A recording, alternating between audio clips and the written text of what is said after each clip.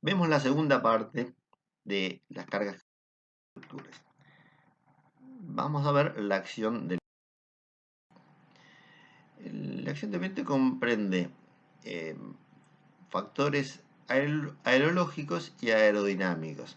Los aerológicos tienen que ver con el estudio del clima y los hidrodinámicos con la mecánica de los fluidos. Se observa que la velocidad media del viento va aumentando a medida que aumenta la altura por sobre la superficie terrestre, con un diagrama que tendría una forma como esta, hasta llegar a estabilizarse en una altura cuyo valor llamamos viento de gradiente. Vemos que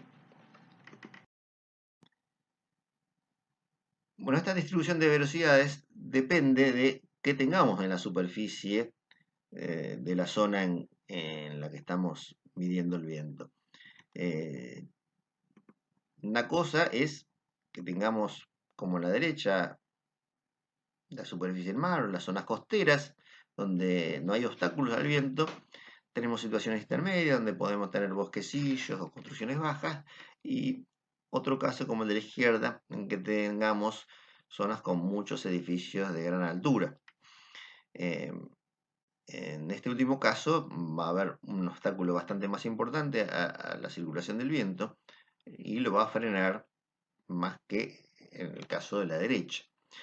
Eh, Estas distintas situaciones, a los efectos de lo que es toda la altura de la atmósfera, si lo pensamos como un enorme canal con ese ancho, todo esto sería simplemente una rugosidad del borde, y esa rugosidad del borde es lo que produce una distinta variación del diagrama de velocidades. Si vemos en un diagrama la distribución del viento en el tiempo, podemos observar este diagrama donde se ve la oscilación del mismo con una velocidad media y distintas velocidades de ráfaga. Es decir, que hay momentos donde por 1 segundo o 2 segundos o 4 segundos la ráfaga tiene una mayor intensidad para después decaer. Entonces depende de la duración de cada ráfaga, tendríamos distintas velocidades de ráfaga.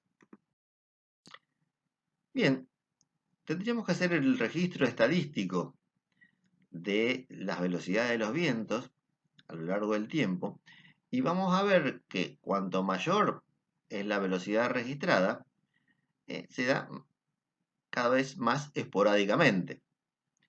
Es decir, que si tenemos acá una velocidad media determinada, que fijemos en este diagrama en que en ordenada está la velocidad del viento y en abscisas está la recurrencia, vamos a ver qué es la recurrencia.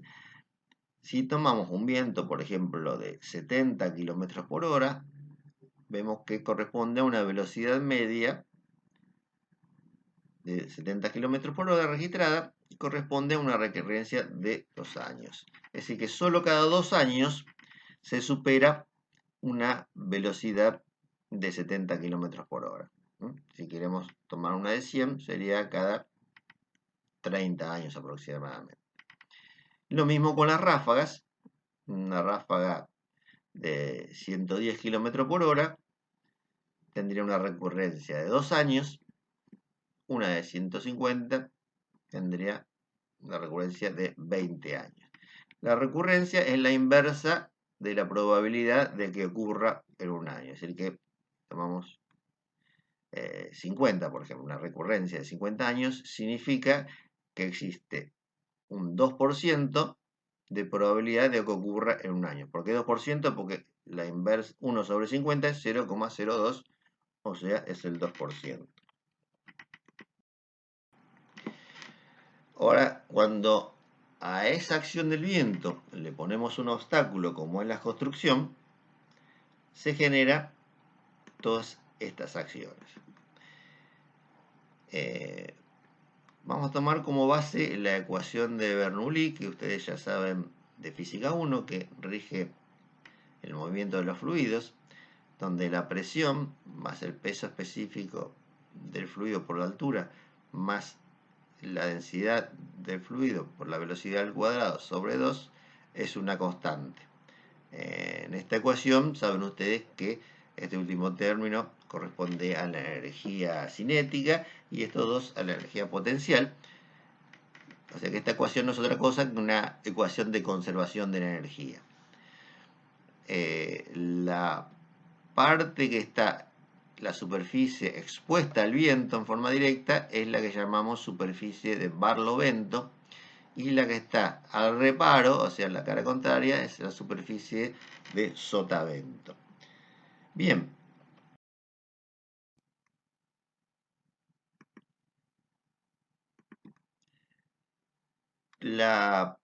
Este término, peso específico del aire por la altura, sobre todo tomando en cuenta que la altura de la construcción es ínfima en relación a la altura de la atmósfera, se hace despreciable, con lo cual nos queda solamente el término en P y este término ρ b cuadrado sobre 2, cuya suma tiene que ser constante. Esto nos dice que a medida que aumenta la velocidad, disminuye la presión y viceversa. Con lo cual, cuando actúa el viento de izquierda a derecha, como es este caso, acá tenemos una planta y una vista lateral de la construcción, se produce una distribución de velocidades, como la que está marcada en la figura, de manera que, por ejemplo, acá en la cubierta se juntan las líneas de velocidad y tenemos una velocidad del viento mayor que la que tendríamos en la zona alejada del obstáculo. Es decir, que la velocidad acá en la cubierta es bastante mayor que la velocidad media. Al aumentar la velocidad, tiene que disminuir la presión. Por lo cual, acá tendríamos succión.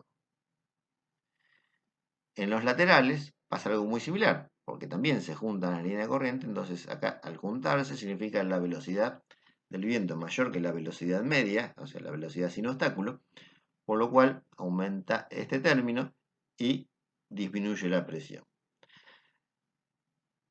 Al haber succión de esta cara y haber succión de esta, entre las dos succiones, y queda succionando también toda la cara trasera, y acá en vista pasa lo mismo. De manera que acá en cambio, en la cara a barlovento, la velocidad es cero, por lo cuanto al ser velocidad cero, tendremos la presión máxima, por lo cual tenemos justamente presión. Aclaremos, cuando hablamos de succión, es succión relativa, no hay verdadera succión del viento. Succión significa que tenemos una presión menor que la presión atmosférica. Nunca podemos tener una presión negativa. Pero bueno, se lo denomina así succión. De manera que cuando tenemos la acción del viento tenemos presión sobre una única cara, que es la cara a barlovento, y tenemos succión sobre las caras laterales, la cara superior o cubierta y la cara a sotavento. O sea, todas las demás caras produce succión.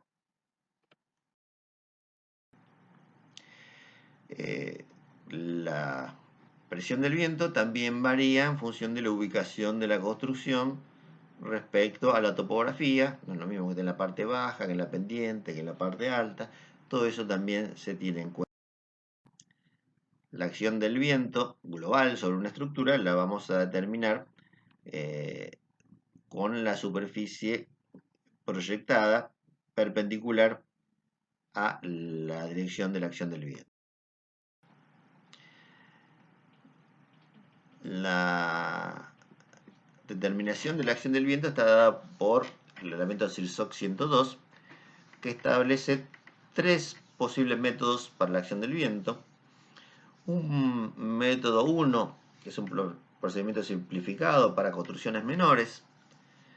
Un método 2, que es un procedimiento analítico para edificios en general, de formas regulares y que no produzcan alteraciones aerodinámicas. Y el método 3, que es procedimiento de túnel del viento para edificios que no cumplen la condición anterior. Por ejemplo, la Catedral de La Plata, cuando se hizo la ampliación, la construcción de las torres, por la magnitud de la obra y por las características aerodinámicas y las alteraciones que producen su superficie, se realizó el estudio a través de túnel de viento. Eso, el procedimiento estándar, y es el que vamos a ver acá, es el método 2, que consta en 10 pasos, que son los que están enumerados acá, y que vamos a pasar a ver uno por uno. El primer paso del método 2 es determinar la velocidad básica del viento, B, y el factor de direccionalidad, K sub D.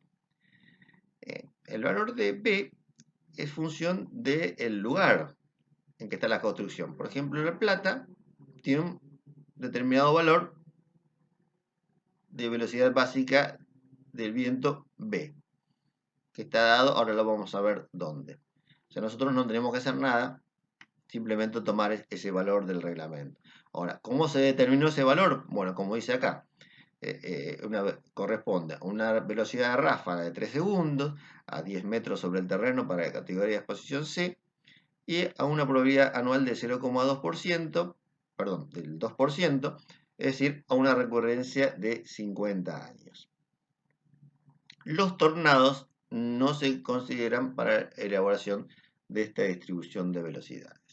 Es decir, que tomamos una torre de 10 metros de altura en un lugar cercano a La Plata, pero que no tenga construcciones, porque acá estamos hablando de nivel de exposición C, que vamos a ver después qué es, pero básicamente significa que no haya muchos obstáculos al viento, no haya muchas construcciones, de prácticamente un campo desprovisto de obstáculos. Y bien, a partir de esa estación, vamos registrando las velocidades, registramos las ráfagas de 3 segundos y hacemos un análisis estadístico que nos lleva a, bien, a partir de los datos que surgen del anemómetro, realizamos este diagrama que vimos anteriormente. Particularmente nos interesa este diagrama de ráfagas de 3 segundos de duración porque es el que nos va a definir la velocidad básica. Entonces, dijimos que esta velocidad corresponde a una recurrencia de 50 años.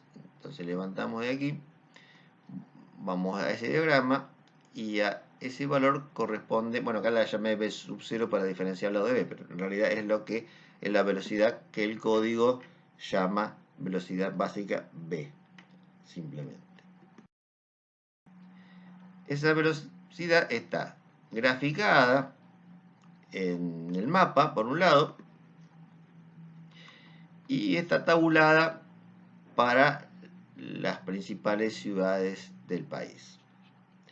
Entonces vemos que para La Plata corresponde una velocidad básica de 46 metros por segundo. ¿Cuáles son los extremos de mayor y menor velocidad básica?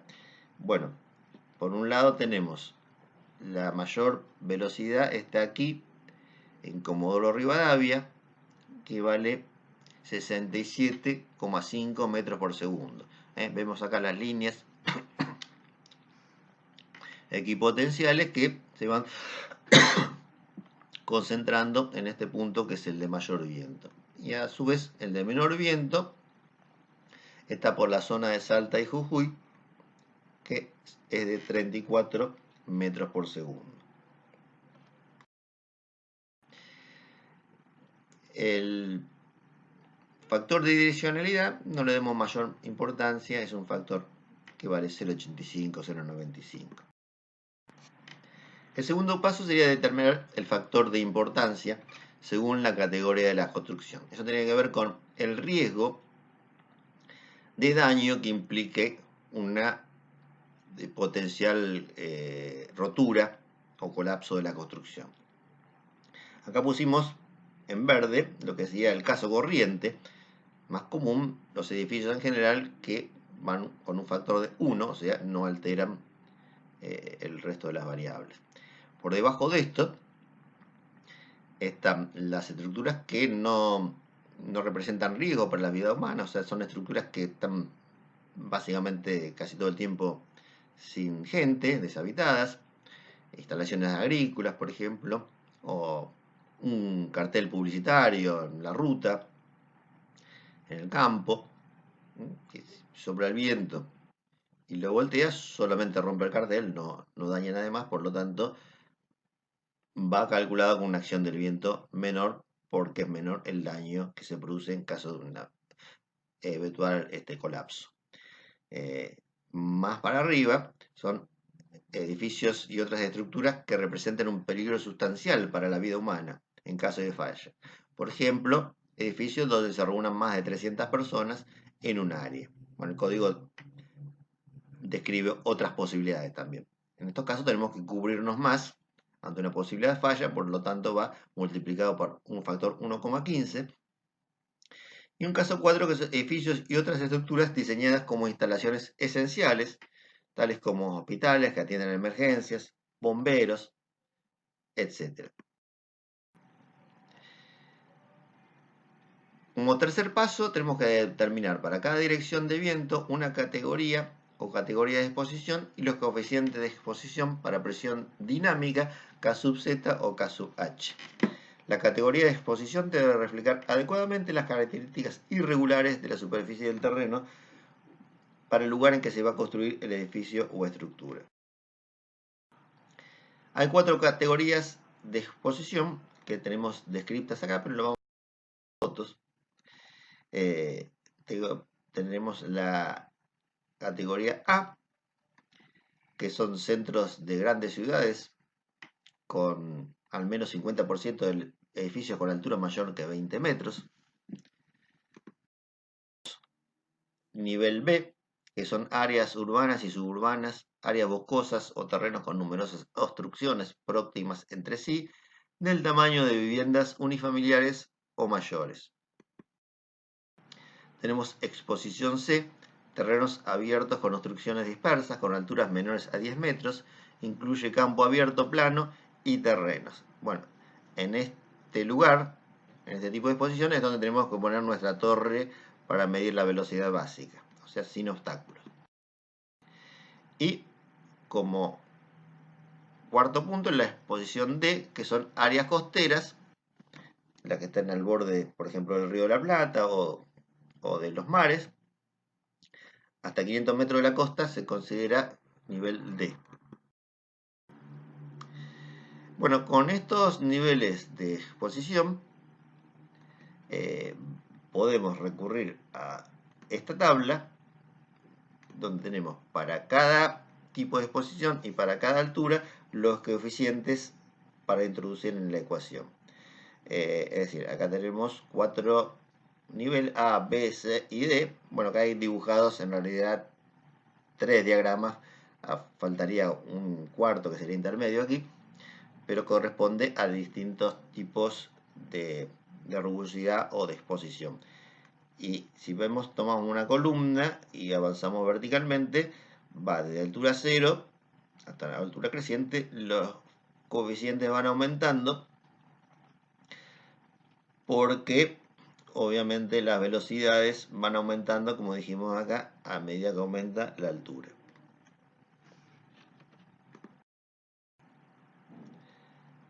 A continuación, determinamos el factor topográfico que, bueno, surge, depende de cómo sería la topografía. Esto normalmente en una superficie plana es 1. Sin cambio, está en un plano, está en una posición topográfica especial, se afectaría de este factor.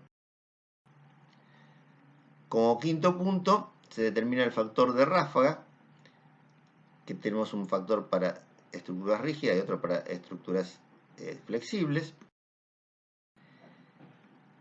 como punto C se determina la clasificación del cerramiento. Hay tres tipos de edificios. Edificio abierto, que es un edificio que tiene cada pared abierta al menos en un 80%. Tenemos edificios parcialmente cerrados y tenemos edificios cerrados. Bueno, el reglamento da varias condiciones para considerarlo dentro de una categoría o de la otra.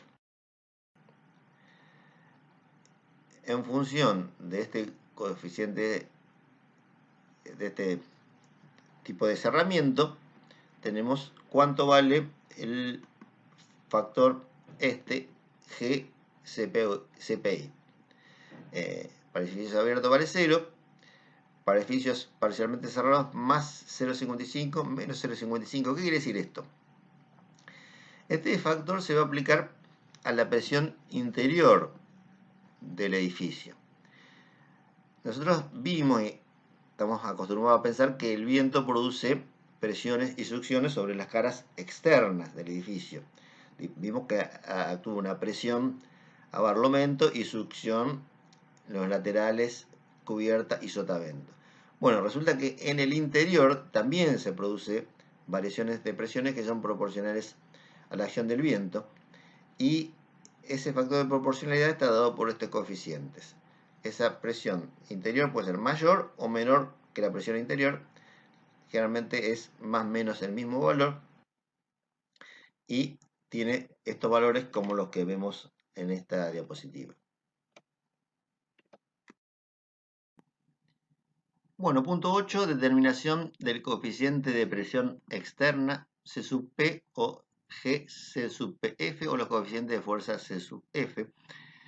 Acá en la figura vemos que sobre cada una de las caras de la construcción va a aparecer presión acá a barlovento y succión a sotavento y laterales y cubierta. Cada uno de estos está indicado en el dibujo.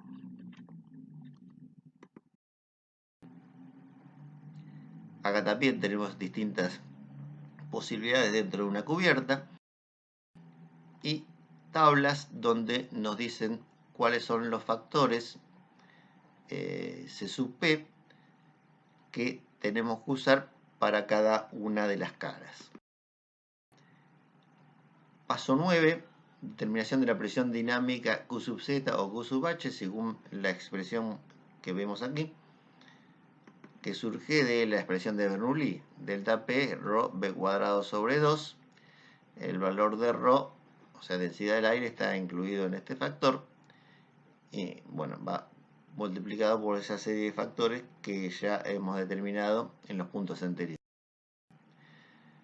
Sobre cada una de las caras tenemos a partir del punto 10 la determinación de la carga de viento de diseño, que puede estar dado como presiones. Esta presión tendríamos como resultante, digamos, la cara, por ejemplo, a barlovento, una presión exterior y una presión interior, que es lo que está restando de este lado.